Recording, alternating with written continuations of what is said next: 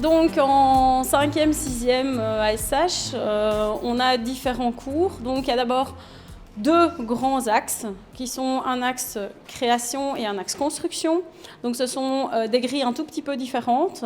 En création, comme son nom l'indique, on va travailler principalement l'espace via des projets. Donc on a un cours qui s'appelle aménagement de l'espace, création de mobilier, où là on va travailler des projets qui vont de tout petites choses. On fait principalement du mobilier intégré à l'espace.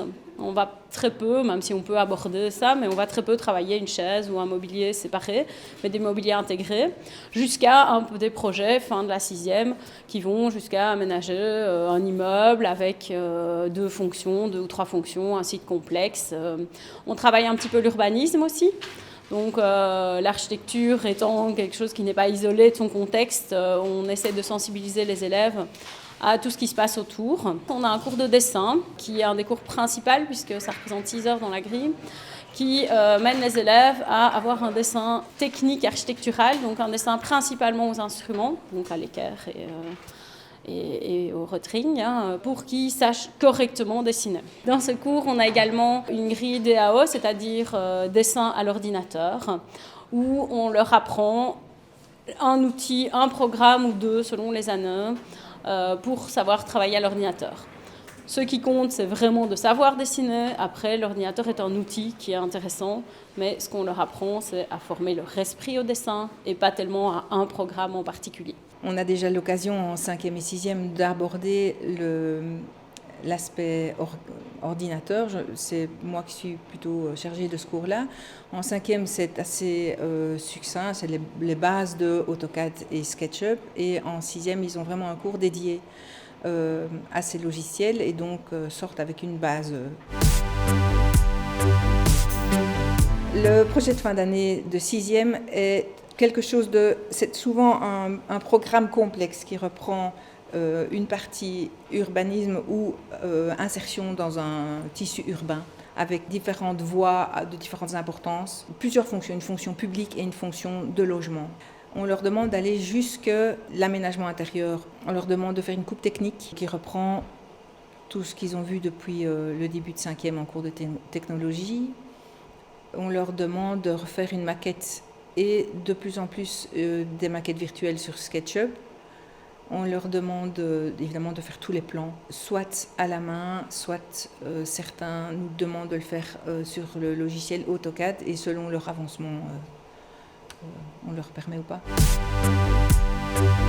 Nous sommes une section qualifiante avec la particularité de proposer 4 heures de maths en 5e et en 6e. Et nous tenons vraiment à ces 4 heures de maths qui sont en partie tournées spécifiquement vers les matières travaillées en architecture. Le matériel qu'il faut à la base, des rotrings qui sont essentiels, c'est le gros budget du matériel. On est à peu près une grosse centaine d'euros, des équerres de qualité que vous saurez garder toutes vos années.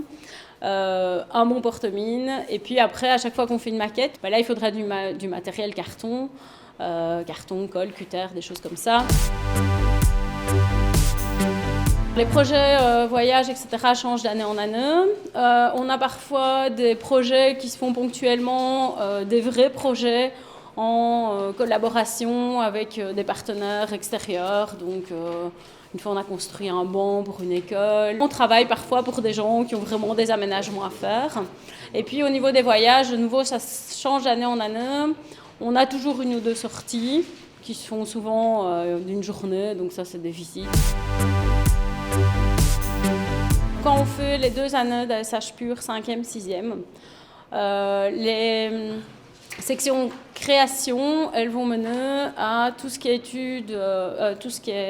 études supérieures plutôt, c'est-à-dire architecture d'intérieur, éventuellement dessinateur.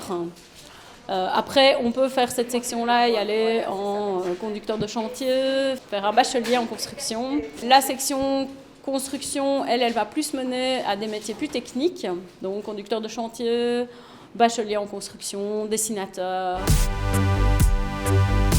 Donc pour venir en ASH, d'abord il faut savoir qu'il n'y a pas besoin de prérequis. Il n'y a pas besoin d'avoir fait du dessin, de l'architecture avant d'arriver. Ce qu'il faut, c'est une bonne motivation.